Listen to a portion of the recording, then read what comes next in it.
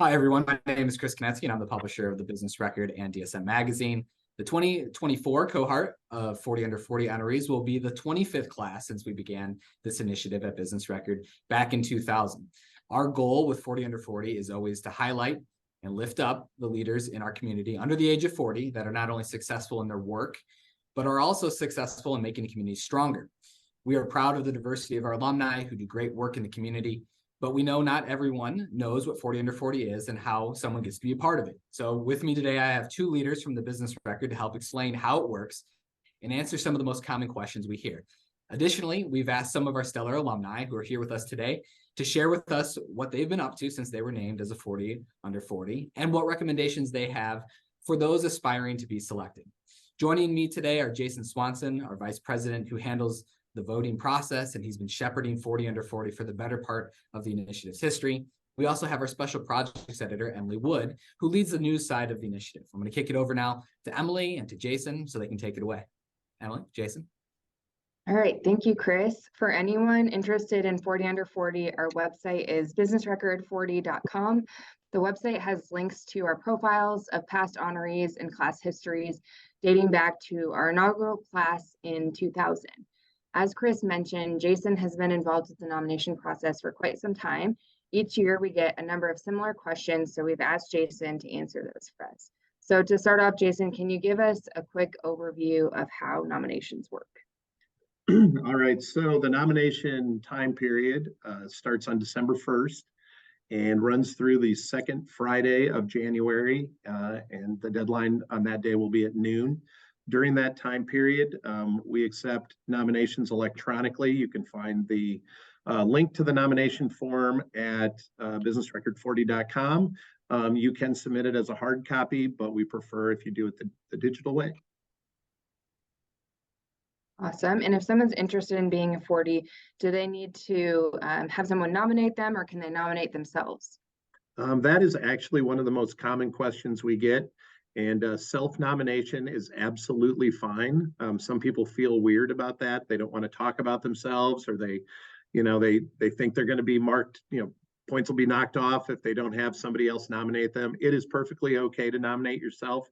That said, probably 80% of the people are nominated by someone else, whether that's someone they work with, somebody they're involved with at a nonprofit, or just somebody else that they know. But there is no bonus points for coming up with the most creative nominator.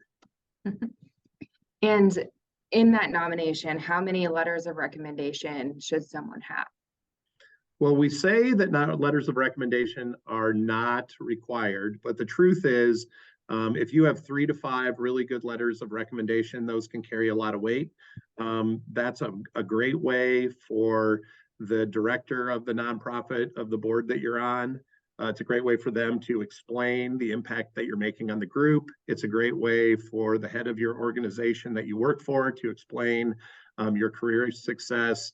And it can be a great way to even personalize it more. We've had somebody that was involved with Big Brothers and Big Sisters, and their little wrote a recommendation for them about the impact that the person had made on their life. So there's lots of ways to do the letters. I would say 3 to 5 is a good kind of rule of thumb. We did have someone who had about 60 letters, and they were very proud of overwhelming the judges with letters. And you have to remember that the judges are looking at numerous applications. So to wade through 50 or 60 letters of reference on each one would be very cumbersome. So that is a point where this is a point where less is probably more. I was just trying to get your attention, Jason. Yeah, that's exactly it. Well, it got my attention. And if you want to nominate somebody anonymously, is that something you can do? You absolutely can do that. The one cautionary word that I would give is the person that you're nominating is going to have access to their resume and know all the things that they're involved in much better than you can if you're trying to piece it together. So I would say you definitely can do that, but it does make the task a little bit more difficult. Awesome. And what do you say that judges are most looking for with the nominations? Well, first of all, the past honorees are the judges, and so they have a good sense of what making an impact on the Central Iowa community really looks like. So we sort of leave that to their discretion. They're told to look at equal parts career achievement and community involvement. I think the applications that do the best job are ones that make the information about what you do very easy to find. Bullet points are great. And then a couple sentences of explanation about the group that you're involved with, because you can't assume that everybody knows about a small nonprofit or something that's a little more niche than one of the biggest things in town. So explaining the impact that group makes and then your impact on the group, I think goes a long way with the judges. What would you say is the right time to be nominated? I know some might worry if they're too young. That is a great question. And I think that has to go back to the career achievement and community involvement that we're looking for. You need to be honest and have some self-awareness about, okay, have I achieved a level of success and status in my career? And if the answer is no, you need to say, maybe I need to wait a couple of years until I've done that. I've moved up a step or two. And the same thing if you look and go, hey, I've just started to get involved with some different organizations around the community to make a difference, but I'm not, I'm still new to it. Maybe you need to wait. We've had someone as young as 24 or 25 get it. So there is not a minimum age, but I would say, that working your way up and being successful in your career takes time, and you're probably not going to do that right out of the chute. And last question for you, do you keep the nominations from year to year, or do people have to resubmit those? We keep the nominations year to year, particularly the ones that were close to being in the top 40 the previous year. So you do not have to start from scratch. If somebody was nominated in the past, you can simply update their nomination by sending the materials straight to me, and we'll include my email so that you can send it and make sure you're telling me whose file we're updating, and I'll put it all together. Great, thank you, Jason. We know there may be more questions that folks have, so you can reach him at jasonswanson@bpcdm.com if there's anything that you're wondering about or wanting to know more on. So now I'm excited to introduce you to a few of our 40 Under 40 alumni. They're going to share what they've been up to since they've received this recognition and what recommendations they have for aspiring 40s.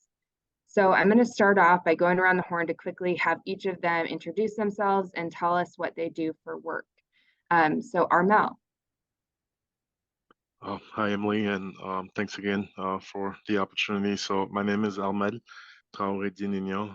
I lead the data and analytics efforts for our private market group in principal asset management. It's a lot of data and working with awesome group of folks to essentially build a good investment research platform and a bunch of other good stuff. But you said work only? I wasn't sure where I was going there. Okay, yep, so I'll stop at work only. All right, thanks. Sarah. Thank you. Hi, I'm Sarah Karowski, the president and CEO of Make-A-Wish Iowa, and also the mayor in Pleasant Hill. Thank you for having me today. Chick. Hello, everybody. My name is Chick Herbert. I'm the Chief Experience Officer for NCMIC. We're a Central Iowa-based insurance and financial services company. In my role, I'm responsible for developing people, processes, technology, and strategy to profitably grow the organization and sustain us for the future. I am a published author and take vacation from my day job at NCMIC to do keynote speaking across the country and executive coaching. Awesome, thank you. And Madison. Yes, I am Madison Sconyers. I am the Polk County Treasurer's Office Training Specialist, and in that I facilitate, create, and develop and implement all of the training materials for the Treasurer's Office, as well as partner with other departments in Polk County. Great. So now I've got a question for each of these awesome alumni. So Armel, starting with you. Armel was a member of our 2022 class. And Armel, could you tell us what's your advice for young professionals wanting to make a difference in the community? Yeah, thank you. Thanks for that. You know, my advice is the same for young professionals, old professionals, everyone really is try to learn and make an impact. And in general, regardless of what you're doing, right? Those are the things that would kind of carry the day.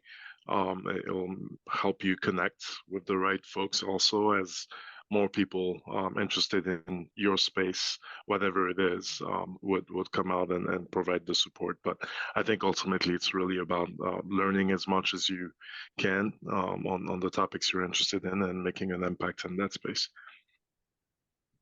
Thank you. And Sarah was a member of our 2015 class. My question for you is, what have you accomplished since you were a 40 under 40? I think the greatest accomplishment, of course, is all of us surviving COVID. I think we all learned a lot about ourselves and what we are capable of. But outside of that, I am shocked at what I've been able to do. And I'm feeling very lucky to be a part of this group and have that honor, because I believe it helped me connect with new individuals in our community. And as a part of those connections, I've been able to have career growth, where I'm now the CEO and president at Make-A-Wish Iowa. And we do serve critically ill children all across the state. So this work has taken me outside of central Iowa, and it's just incredible to meet all the Iowans out there. But additionally, I am still the mayor in Pleasant Hill, and I'm in my 10th year. And that incredible service opportunity also has allowed me to go on 2 international delegations through the American Council of Young Political Leadership. That really has opened my eyes to global context and problems. And I'm just so thankful for those opportunities. Great. Thank you, Sarah. And Chick was a member of our 2005 class and has also served as a judge in the past. And so I'd like to know from you, as someone who has been a judge, what do you look for that makes a 40 under 40 nominee stand out to you? Well, I'll preface my response by stating that I'm glad I was recognized 80 years ago, because the list of qualifications that people have today is mind-boggling. And I'm amazed when I look at the applications as a judge. When I look at applications, of course, I'm evaluating against the things that Jason spoke about, which is community involvement and professional success. But there are nuances in there that I'm viewing and looking for in those categories. So first and foremost, I look for balance between the 2 areas. Balance is really difficult to maintain for any leader, and the most impressive candidates to me are the ones that are equally successful in their professional niche as well as in the community niche. So if someone is totally weighted in one or the other, that to me is, I wouldn't say I immediately discount that, but that's certainly a factor. When it comes to community, I look beyond involvement and seek to understand the impact. So to Jason's comments about the letters of recommendation, I think if other people can speak to the impact that you have, that's far more imperative and important than I'm a member of a board and can just check that box. And then it's also important to me that less is more. As Jason said, from a community involvement perspective, if someone has 8 items on their resume that are all happening in parallel at the same time in the same window, I would question the impact that they could have, because I know the effort it takes if you're going to truly make a difference as a volunteer in the community. You can't be doing 5 things at once. So those are some of the nuances that I evaluate the candidates for. And as Jason said, I like the fact that there isn't strict guidance, but it's guidance given to the judges, and every judge brings a different perspective. Great. Well, thank you very much. And Madison, who's a member of this year's 2023 class, I'd like to know, what's your advice for the nomination process, whether that's somebody self-nominating or maybe they're helping a nominator collect materials? Yeah. So first and foremost, definitely find someone that is a business leader or a community leader who you can trust to be your champion.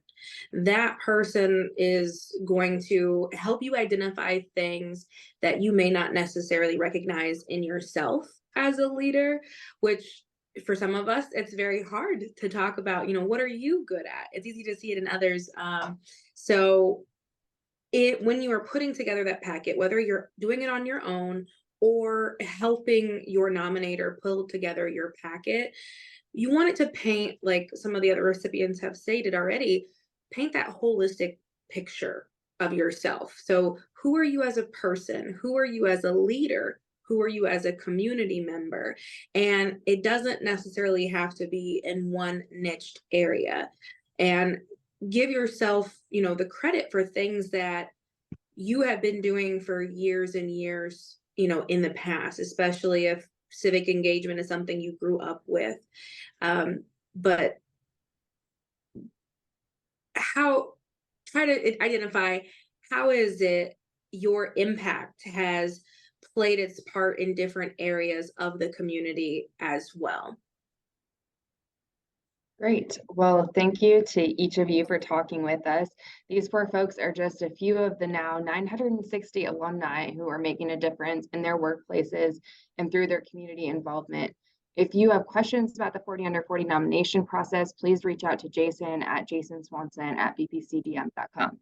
Thank you. Emily, if I may, I wanted to touch a little bit on, even something that Madison had mentioned. I would not have, submitted a nomination. And I think as it's probably as important for the nominees to know what makes a good one, but for people around also to know that. In my case, it's a former honoree that essentially at the last minute, I want to say, said, Armel, we're done hearing or listening to you. We're nominating you, right? So there is a large portion of our population that are not comfortable or don't think they're worthy, myself included, and probably 80% of the nominees at the time.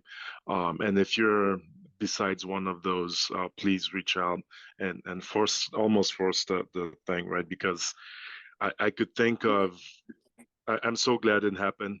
The networking has been great. Going to the Sage Over 70 and the connection you make, it's given me a deeper appreciation for the Metro that I would not have had otherwise if, someone nearby hadn't essentially said, you need to do this. So sorry for changing or challenging the process here, but thank you again. Yeah, no problem. I think that's great insight. Similar background for me. Yes. So thank you all very much. Thank you.